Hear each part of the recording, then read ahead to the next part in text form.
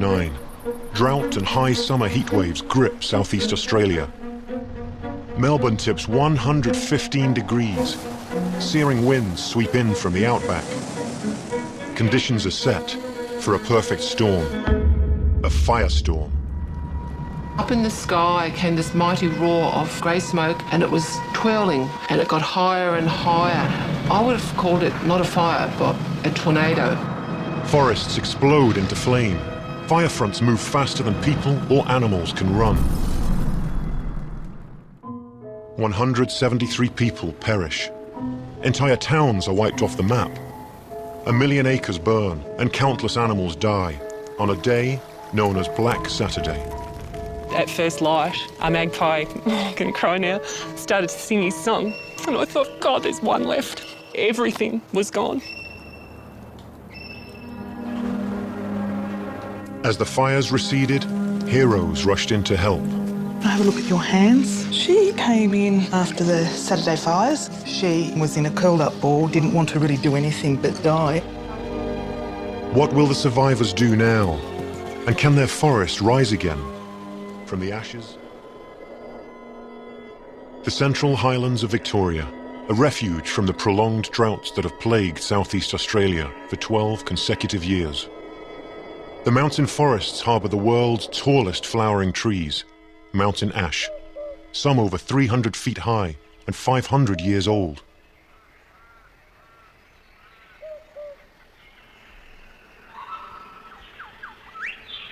Animals like the brush-tailed possum depend on these and other eucalypts for nest hollows and for food.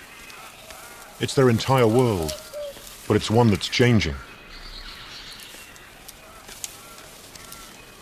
6 months before the Black Saturday fires, the rains have failed again. Normally moist forest is drying out, but it doesn't stop the display of a very special bird. The superb lyrebird.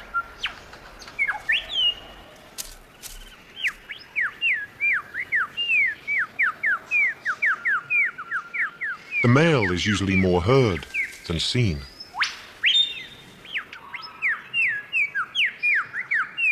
When one bird starts up, many others join in, each trying to impress the listening females. And they are remarkable mimics. The call is infectious, but this time the duet's from the real thing. Laughing kookaburras, the lyrebird's forest neighbours.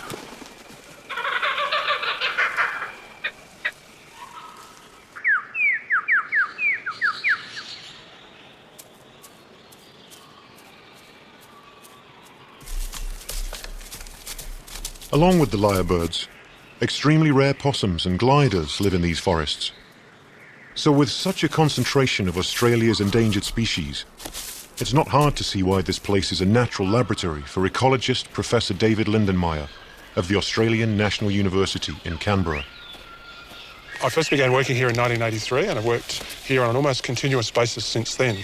We've worked on all sorts of things. We've worked on possums, we've worked on fire, we've worked on forest development, worked on wilderness, on old growth, and part of the forest story is actually tying the pieces together to understand how the whole ecosystem works. It's clear to Professor Lindenmayer that a major fire hasn't been through this forest for many years, yet it needs fire to rejuvenate. The forest is actually deteriorating, which means a significant decrease in high-quality foliage for this swamp wallaby.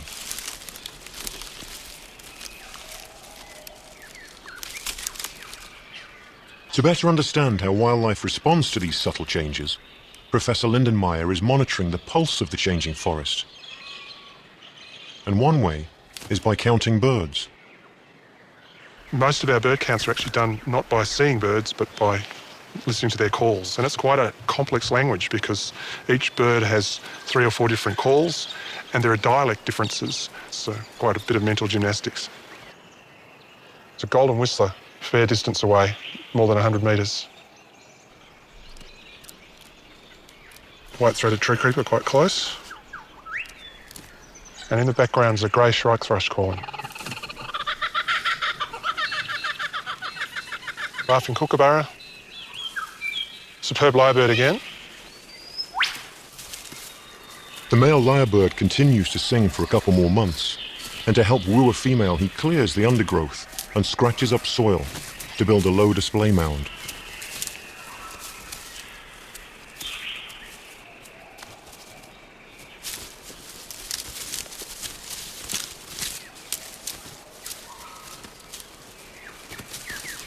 It's one of a dozen mounds he'll visit during the breeding season.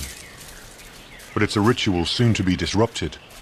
Little do these birds know that they're preparing for their last performance in this forest.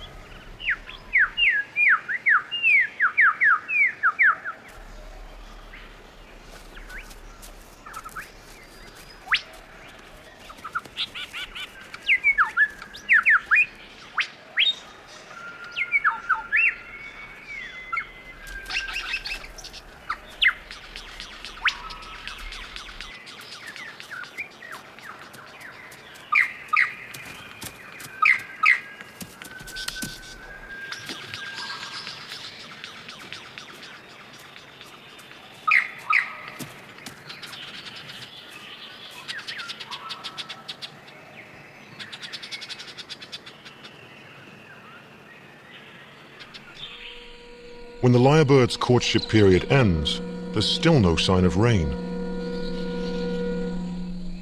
As spring turns into summer, heat waves grip southeast Australia. So far, the lyrebirds in their upland forest refuge are sheltered from the rising temperatures.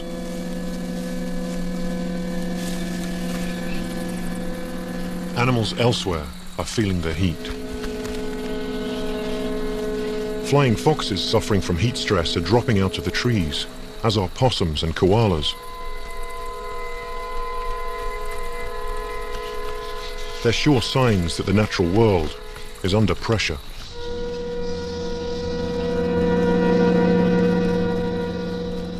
It's early February, and the heat wave is about to reach a disturbing climax. On this fateful Saturday morning, Victorians wake to another blisteringly hot day. In Melbourne, the temperature exceeds 115 degrees, the hottest ever recorded in an Australian capital city.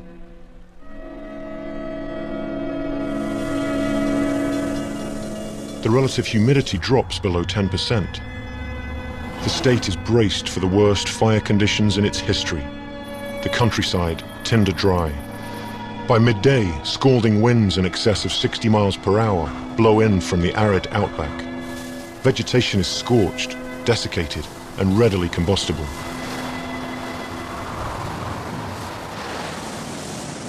A power line falls, lightning strikes, and an arsonist lights a match. The horror is beginning. Winds fan the flames and fires spread rapidly.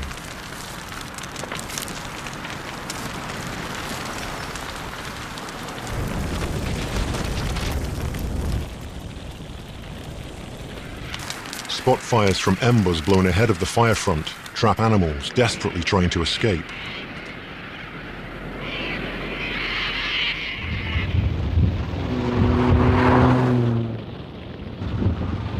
For Brooke Hawthorne-Smith, a family gathering turns into a nightmare. As you do on a day when it's 47 degrees, my family came up to spend the day by the pool. And as this thing was coming out of the bushes, I thought, well, I've killed my family as well as us, great. 300-foot-high fire fronts move faster than people or animals can run and engulf the animal shelter run by Stella Reid. Before the fires, we had a very large home, which we shared with the kangaroos, wallabies, wombats and koalas and possums. We had enclosures everywhere. The fires did not leave one of those buildings standing, and not one creature survived.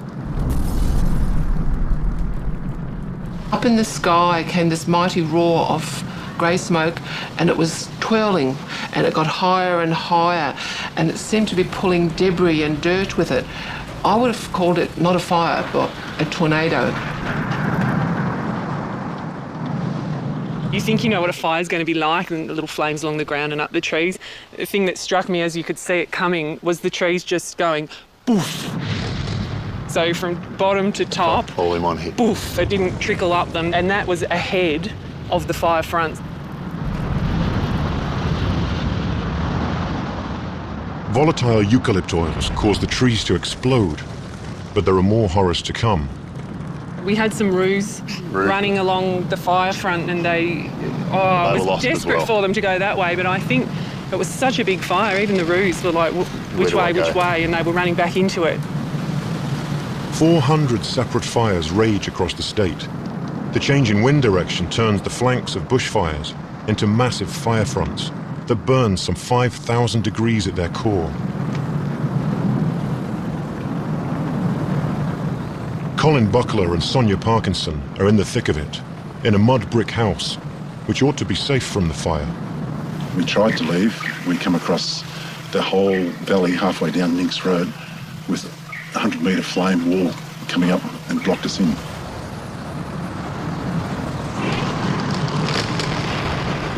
It was an extraordinary fire, and I thought, well, that's it, we're gone. The flames were coming above us through the floorboards, and they were either side of us. I thought we were going to die a few times, and I heard my neighbours next to me who were sheltering under blankets saying goodbye to each other. On Black Saturday, 173 people die. Entire towns are wiped off the map. More than 1 million acres of forest burn, and countless numbers of animals perish. If I think back at that time, it's too hard. The pain that will never leave us. But amidst the carnage, there's a ray of hope. Another thing that got me was at first light, a magpie, I can cry now, started to sing his song. And I thought, God, there's one left. Yeah. Because everything was gone, you know. It was just and I said, oh, that's the only thing that made me cry, you know, just this magpie singing his song. In fact, Brooks Magpie is not entirely alone. There are other survivors, for the forest is not burned evenly. Here and there are green, untouched islands where people and wildlife alike miraculously escaped the flames. On the day, we stayed in the house as long as we could, but then had to exit. And at that stage, it was just cool enough for us to make a mad dash from the front door here down into the creek. We constantly go down to the creek, and I said, there's no water, but we went down anyway. We jumped into the creek, found about a foot or so of muddy, silty material, covered ourselves in that, looked beside us, 2 lyrebirds sitting there looking at us, thinking, where have you guys been all this time? And then all of a sudden, within maybe a minute or two, there was a huge gush and rush of this water that came down, and maybe the fire had passed and water had started running again out of the spring. But that was nice. The lyrebirds looked at us and seemed to welcome us. They weren't concerned about us whatsoever. They were just sitting tight and just waiting like us. And then when we left, they left too. And then I think a few hours later, they started scratching around looking for a bit of tucker. But how did they survive out in that heat? I just don't understand it. I mean, the birds are so delicate, aren't they, really?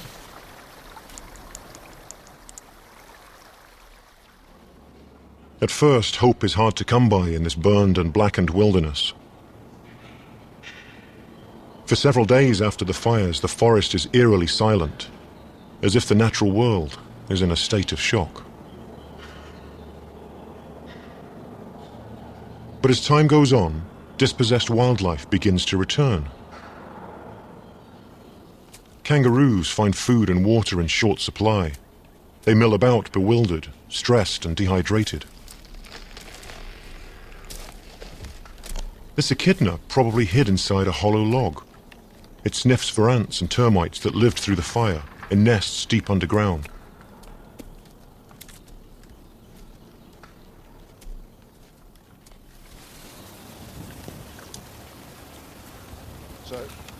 During the weekends following the fires, volunteers search for survivors needing help. We'll take half the team into the area where the possums are in the tea tree. The other team will come with me and we'll head into the grass area. Because you've got a bit of cover and a lot of vegetation coming through, it's the perfect place for swamp wallabies. About 5 minutes.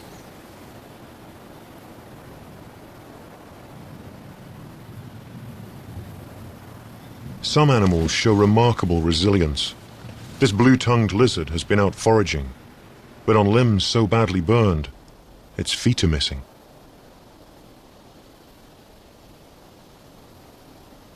The lizard and many other rescued animals need the healing skills of senior vet Rupert Baker from the Wildlife Health Centre. So we're going to see some koalas at Liz George's place. She's a local wildlife carer. She's really good with koalas.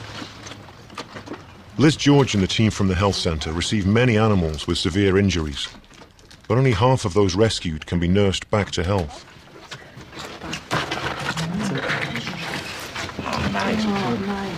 Yeah, okay. At the base of his feet. Okay, he's got some blistering there. All right, we need to drip him and get him in good condition. Then we probably need to knock him out and really dress those properly and clean them up. Yeah. Koalas shouldn't be this placid. And the fact that he is this placid means that he or she is pretty depressed. And I guess what we have to worry about is what's the underlying problem. So underlying problems could be tissue burns in the muscle, which might take a couple of days before bits of skin and crusted hair could come off. It could also be that his lung function isn't that good. It doesn't sound too bad when I listen to his chest when he's sitting up, but we'll have a better idea once we can get him into different positions and really hear his lungs a bit clearer. And I guess the other thing that can happen is we can have problems with eyes. So the eyes look really clear, there's no inflammation around that, but we'll stain them just to be sure a little bit later and start medication if we need to. Okay, so we're running in flat chat. Okay. You can go in a basket? Yeah, for the moment, and then let's have a look at the other one, and I'll get those blood results and get the painkillers into him as well. Treating burns is one thing, but getting these characters to eat is quite another. Koalas are unbelievably picky eaters. They feed on eucalypt leaves and nothing else, and although the carers have the right species of eucalypt, koalas from one area may not eat leaves of the same type of tree from another.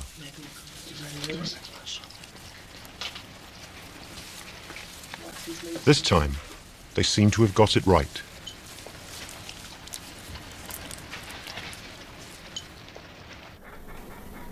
The bushfires continued to burn for 3 long weeks. But it's now 5 weeks after Black Saturday, and the first light rain showers begin. And with the rain comes the first miracle. The trees are not dead.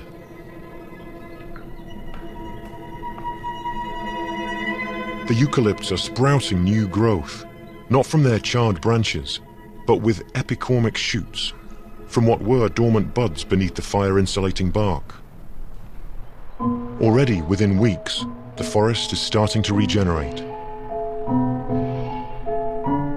On the higher slopes, the giant mountain ash initiates its own rebirth. The fire helped its seeds to open and fall onto cleared ground. The seedlings received a boost of nutrients from ash. After such a major fire, there might be up to 2.5 million seedlings in just a few acres. While many of the great trees appear to be dead, at least their genes will live on. The forest is turning green again.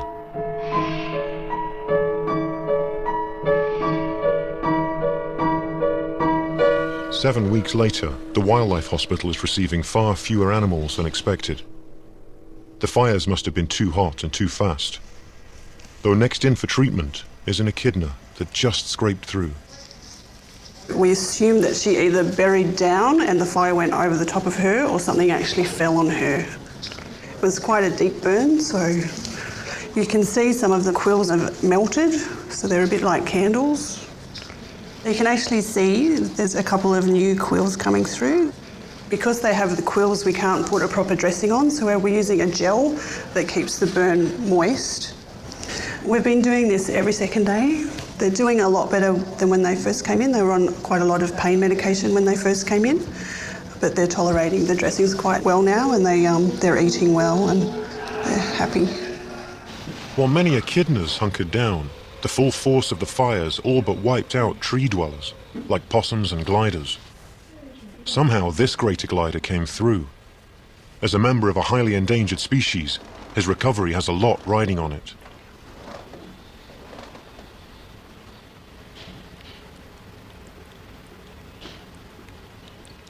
His hospital neighbour, an orphaned wombat, is in the care of veterinary nurse Kelly Wynn. When Summer first came in, she had obviously seen a lot of stuff that some people are struggling to deal with, and I imagine it would be pretty hard to understand if you're a little wombat that's just lost mum. So she was a little ratbag, to put it mildly. She was extremely bitey and she was very difficult to get to feed, like a little kid that's been through an awful lot of stress. Summer has a couple of little ember burns on her back and the hair is just starting to grow back now. Back to bed with a carrot?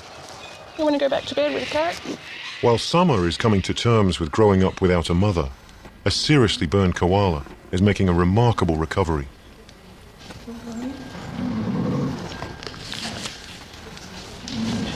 Okay, we'll just take the bandages off her feet now. Like most koalas, their hands and feet is what gets burnt as they're trying to run away. And all she's got left is these two little wounds on the tops of her feet. So she's had bandage changes every 2 to 3 days for about 5 weeks. It's been a long journey and she doesn't need any more bandages on them. The koalas go to recuperate at Liz George's home. But even though the vets can heal their bodies, a traumatised mind is less easy to mend. She came in about a week after the Saturday fires and she had superficial burns to all fours. Okay, can I have a look at your hands? Let's have a look. Well, they're looking better, aren't they, hey? Not as tender. She was also dehydrated and so her kidneys are compromised, which is potentially fatal for koalas. So if they go into kidney and renal failure, there is absolutely nothing you can really do about it. But in her case, we got it in time. No. I'd like you to have some. No. Come on, down the hatch. Now you've got the taste, haven't you? She really didn't want to live and was in a curled up ball, didn't want to eat leaves and didn't want to really do anything but die.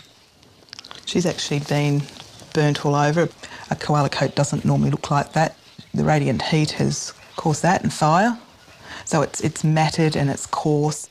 All her whiskers are gone. They're only just coming back now. Even though they're solitary animals in a hand-raising situation, they are better if you can do it with an animal of similar age, and it's better for the animal long term that they don't have such a strong relationship with the carer.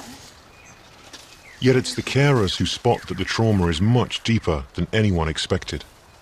We had a massive storm the other night and the fire-affected ones were really distressed. They could hear it coming and I haven't seen that before in koalas. Storms usually are not a problem. While the rescued animals are coming to terms with what nature threw at them, out in the forest, the renewal is becoming more obvious.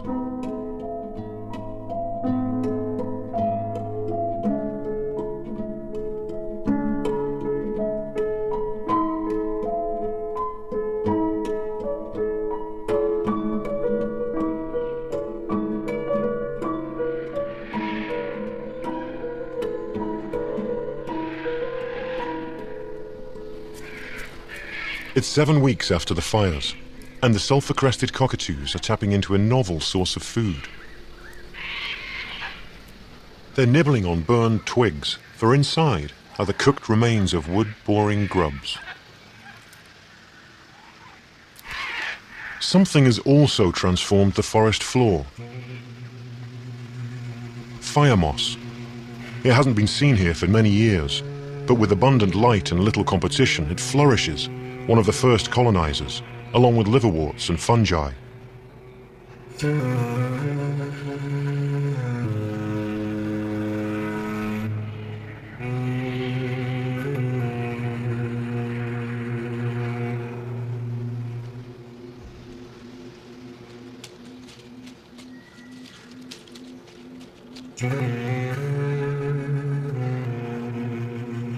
Predators are beginning to appear too. But food for them is extremely scarce. The red-bellied blacksnake hunts frogs. While most frogs were incinerated in the fires, a few might have escaped in islands of unburned forest.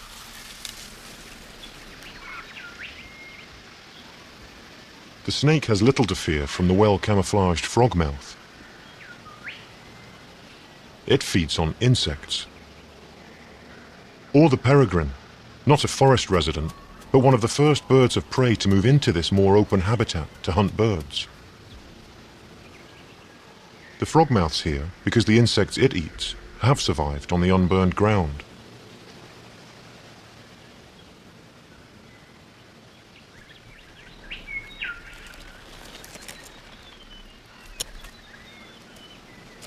The lace monitor probably hid from the flames in a hollow underground. But after such devastation, this forest is providing it with little food. It's nearly 12 weeks after the fires, and the koalas are ready to leave. Come on, cranky duds. Let's do it. Oh, face. That wasn't very nice. You remember from yesterday, don't you? Nina is also a particularly wild animal, which is great, but in her case, it comes at a bit of a cost. It's harder to actually treat them. I think some of it's due to the stress and the pain and all those things that she endured. It doesn't matter. But putting Nina back into the wild is not simply a matter of taking her home. There's very little habitat left. In some cases, there is nothing for wildlife to go back to. The last 6 weeks, I've been looking, probably 4 or 5 trips up here to try and give her koala food species that are going to be palatable for her. There would be a few koalas still here, but not many. So it's really important for her to come back as a breeding female. Nina is one of the 40% of koalas to go back. Of the rest, 1 in 5 was so badly burned, they had to be put down.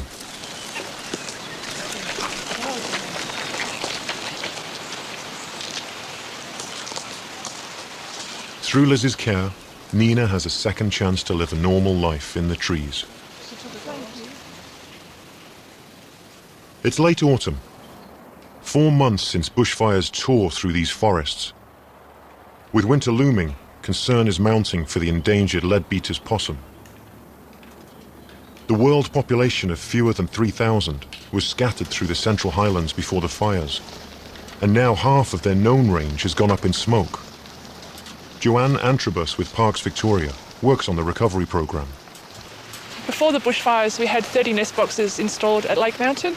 Of those 30 boxes, 22 were totally destroyed by the fires, 6 were badly damaged, and only 2 survived intact. We were able to confirm that 6 animals had survived the fires, but we were very concerned about their welfare, particularly over winter and during the snow season, given we're in alpine conditions. So we decided to supplementary feed the animals over winter. Which side do you want? Over here. And to do this, they're setting up feeding stations in the trees.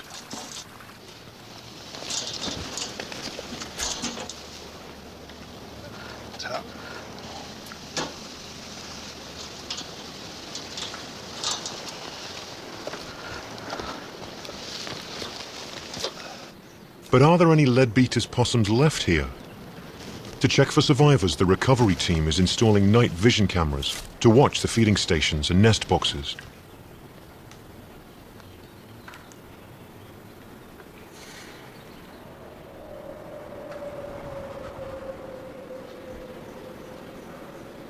The fires must have hit this local population hard, so it will be surprising if any possums turn up at all.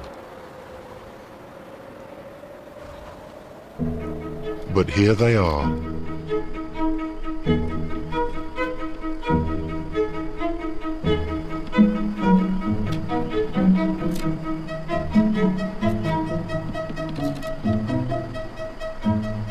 They first visit a wattle that survived the fires, where they lick gum from the trunk.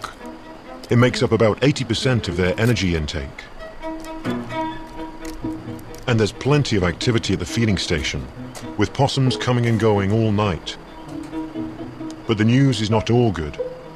In this area, only 2 families survived. Fewer than 10 animals out of the 300 that lived here before the fires. A mouse-sized antechinus has taken over the feeding station.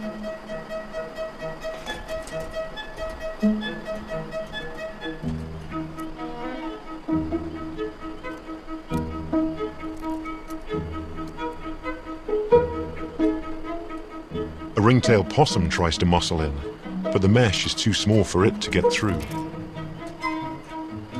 It's holding up the food line.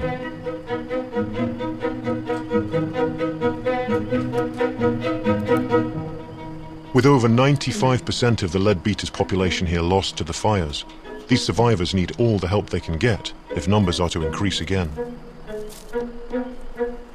Here, a leadbeater carries some nest material in its prehensile tail. Over the following months, video pictures show that at least this small but vital population of leadbeater's possums is likely to survive the winter.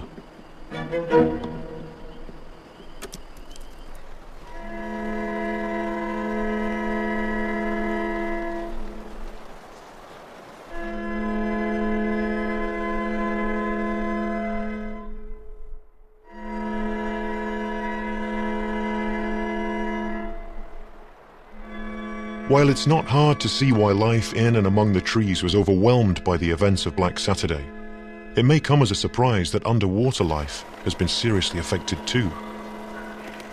Battling to survive here in the wake of the fires is another extremely rare creature, the barred galaxius, a small fish on the brink of extinction. Ash from the fires washed into its streams and stripped out the oxygen, so the fish couldn't breathe. But Tarmo Radic from the Arthur Ryler Institute recovered survivors 3 weeks after the fires and is keeping them in tanks over the winter. Wild populations had already been hit by predation from alien trout. The fires could have been the last straw. Ash was one thing, but with plant cover gone, fine soil was also washed into the water, clogging gills and burying fish.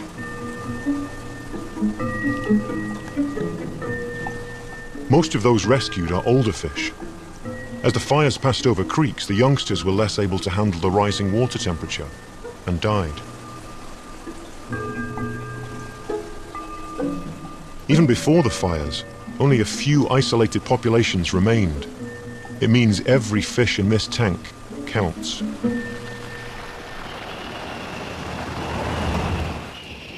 Eight months after the fires, and upland streams have cleared, so fish can be returned. Barred galaxias prefer cold, clean headwaters at high elevations.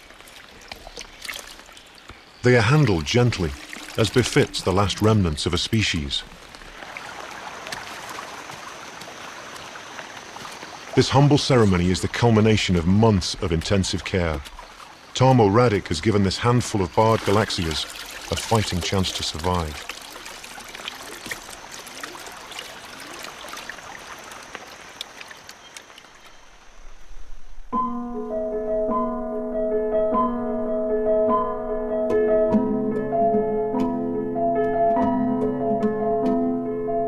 Months after the fires, the warm spring weather brings the forest alive, but in ways entirely unexpected. Grass trees normally grow at 4 inches a decade, but ethylene in the smoke has stimulated them to shoot up at 4 inches a week.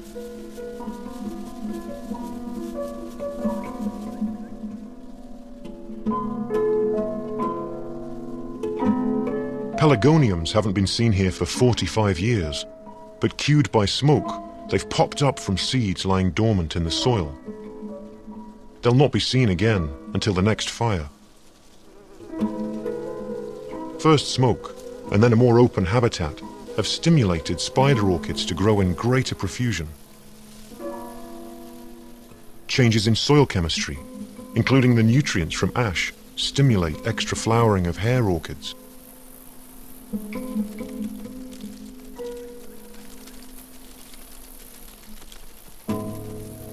Chocolate lilies actually fill the woods with the smell of chocolate. And everlasting daisies join the show as the forest flowers like the desert after rain. At King Lake National Park, Chief Ranger Ian Marr has discovered a rarity. This is the only place in the world that you'll find a swamp bush pea. And here we have it, right here. It's a very fire-dependent species. The last plants were seen in here about 10 years ago, late 1990s. So the plant lives for about 30 years, dies off, all the seed is stored in the soil, and it needs a fire to regenerate that seed. The seeds are viable for 50 years, but the seedlings are vulnerable. We realised that we needed to get into this site and protect it once the seedlings started to regenerate. And the purpose of the fencing is to keep the browsing animals out. There's introduced animals such as deer and goats, and we're doing some work on trying to eradicate the goats. But also we're trying to keep out the native browsers, being wombats, wallabies and kangaroos. The kangaroos are a nuisance at the bush pea plot because they've begun to move from the green islands to graze the fresh new growth in what was badly burned forest.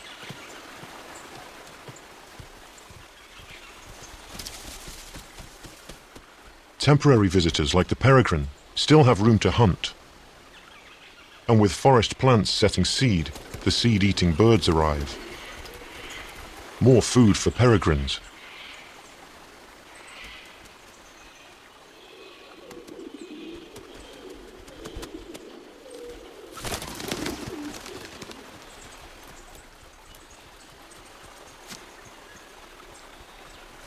The peregrine is not suited to a dense forest setting, so it'll stay here for no more than 5 to 10 years, until the canopy closes again, and then move on. It's 10 months after the fires, and the rehabilitation work continues at Stella's Wildhaven Animal Shelter. But now, the steady stream of orphan kangaroos and wallabies lives in the same temporary accommodation as the people. It's led to a unique understanding of wallaby mother care. Their mum calls them like this. Kits, kits.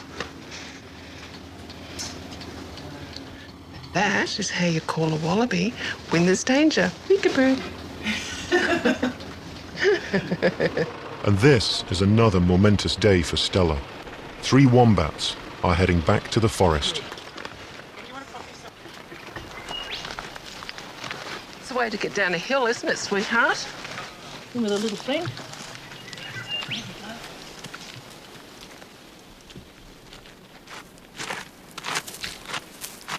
Wombats are great diggers. Many of them survived Black Saturday underground, and their numbers have increased substantially after the fires.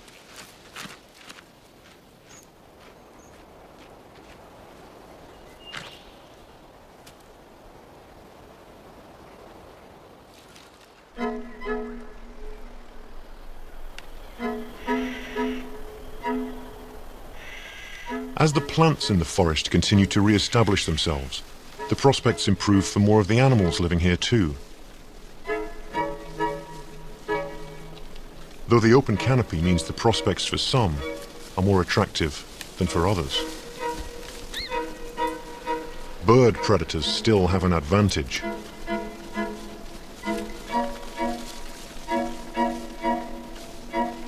Much of the greenery is from the epicormic shoots sprouting from the trunks of trees, but only on the eucalypts at lower elevations and not on mountain ash. All around are reminders of Black Saturday. Birds Australia believes that the fires affected over 2 million birds. Nesting holes are at a premium, so this crimson rosella will fly to the nest of another and destroy any eggs so it can take over the whole.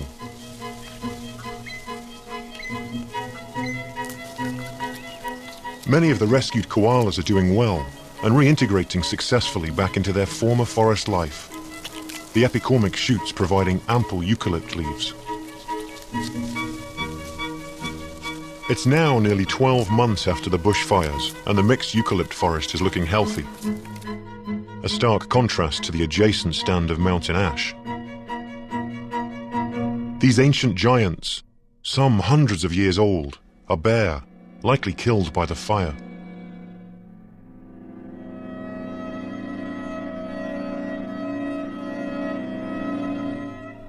But in between the skeleton-like trunks, the forest floor is green. Chief Ranger Ian Marr has found that the mountain ash seedlings are flourishing. Here we are in this 300-year-old mountain ash forest 12 months after the fire. And look at the mass of the regeneration that's happening. There's just thousands of seeds would have come out of the trees after the fire. When we came here 2 months after the fire, we measured roughly about 200 seedlings per square metre. There's certainly not that many now, but you can see there's just a density of mountain ash that are coming up, along with wattles and other trees. Look at this amazing piece of bark coming off the tree. It's like the tree losing its skin, and it's a big old giant skeleton. And this tree is going to be standing for another 60 to 100 years. It'll take that long before it decays back down into the ground again. But the forest has another surprise in store. Mountain ash, as we've seen, are supposed to survive bushfires through their millions of seedlings. But there are green epicormic shoots on the upper branches of some trees, where they shouldn't be. These giants are not dead, after all. It's something Professor Lindenmayer has never seen before. That's fantastic. That tree is resprouting. That is not supposed to happen in these trees. It's not supposed to happen. I think that's fantastic. So here we have a wonderful tree that's possibly going to survive. So this giant lives on. And there are even more encouraging signs of recovery. Here we have Myrtle Beach, or Antarctic Beach. You can see it even here. Look at this, all around the tree. And there's even been a mountain brush-tail possum here leaving its calling card. See the little possum poos everywhere. This tree's probably a couple of 100 years old, and yes, it was a severe fire, but it's recovering. Possums are actually very important parts of the forest, because these animals eat a fungi that grows on the forest floor and underground, which actually forms a very intimate relationship with the roots of trees to fix nutrients. But the fungi can't get around the forest without first having passed through the possum. So a forest is the fungi, the trees, and the possum together. And there's wonderful stories about how these things are intimately intertwined. Professor Lindenmayer has also found that the bird population has changed. Again, he listens for their songs. It's a golden whistler. Beautiful call. Silver eye. Eastern yellow robin. That piping call. White-browed scrub wren. Quite a distance away. Flame robin. Flame robins love forests that are starting to recover from fire. The fire, though, isn't the only disturbance. The area on the ridge and the middle of the slope there, that was burnt very severely by the fire on the night of February the 7th. And we've had a serious windstorm that's then taken out a whole series of trees on that hillside. We have yet another kind of disturbance in this landscape, and that's what we call a salvage logging operation. After the fire, logging operation starts to remove the fire-damaged trees to try to recover some of the economic value.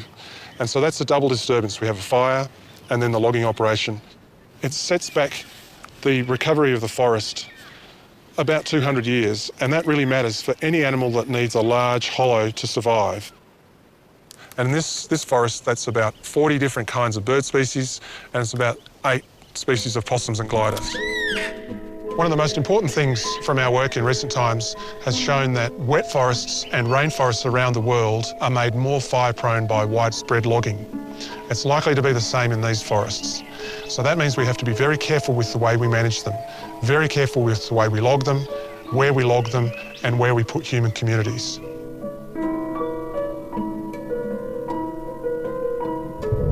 It's 12 months after the fires, and heavy summer rain is set to break 12 years of drought. With it come the frogs.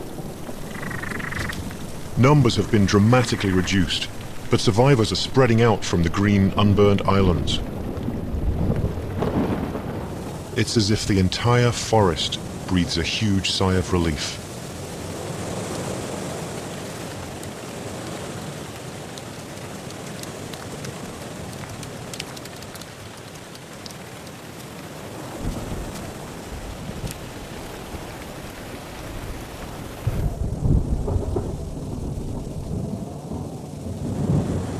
But the deluge brings problems of its own, for all this water has to go somewhere. With plant cover still much reduced, soil washes away to streams and rivers unchecked. Huge quantities of soil are on the move, and it's likely to be unstable for the foreseeable future. For now, though, the rain has broken a post-fire water shortage. For regenerating plants use more water, than those in a mature forest. It all means this forest is on the mend. The natural order is slowly returning. The trees have miraculously survived, and the forest is green again.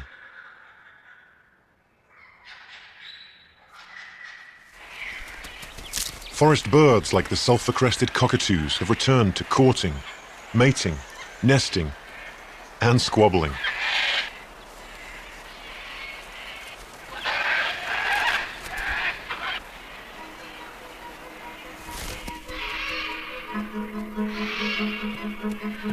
During the next couple of years, all the marsupials, kangaroos, wallabies, and rarities like the leadbeater's possums are likely to be breeding again. New pens are appearing at Stella Reed's animal shelter, where patients continue to be nursed back to health.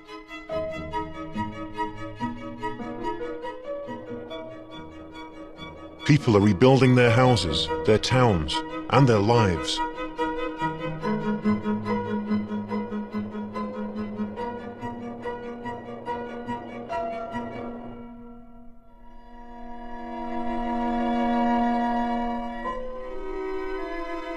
Fires, though, are a natural process.